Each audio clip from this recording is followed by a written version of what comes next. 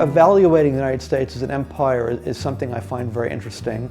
You know, I grew up as a kid during the Vietnam War, during a period of great criticism of American foreign policy.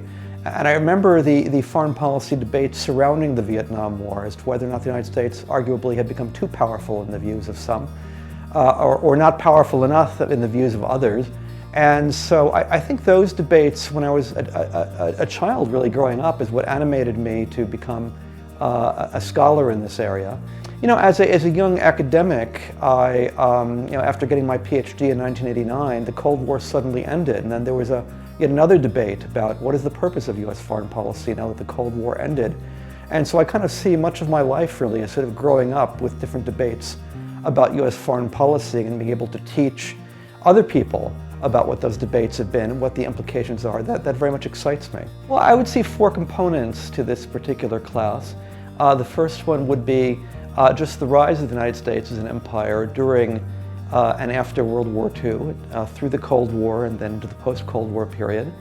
Then an analysis of why the United States has undertaken certain actions that it did, in essence why it became an imperial power, it motivated it to become an imperial power. Focusing on different interpretations, such as those that see America as adopting its policies with a certain degree of altruism and a certain degree of principles and values, versus those who would see America as being motivated more by interest-based and considerations of realpolitik, such as the desire to enhance its power, as well as its economic advantages. The third aspect of this would be how foreign policy influences America domestically, and in particular how the rise of secret wars through the CIA and other intelligence services, whether or not they're compatible with American democracy, and how the associated problem of internal security through, for example, surveillance of American citizens, whether or not that enhances or reduces America's status as a Republican and democratic government.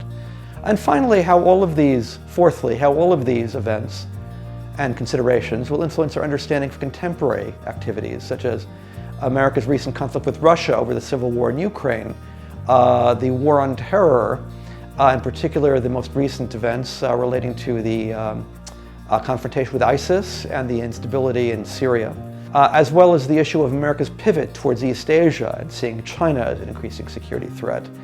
And so to put contemporary events into historical perspective. I'd see them getting out of the class a better understanding of how to use historical analysis and use understanding of historical events as a guide, as a prism perhaps, to understand contemporary events that are happening today, to understand what we know about past U.S. foreign policy over the past maybe 70, 80 years, and how that can influence their understanding of, for example, reading the newspaper about recent events related to America's conflict with Russia and the Ukraine, or with ISIS in Iraq and Syria.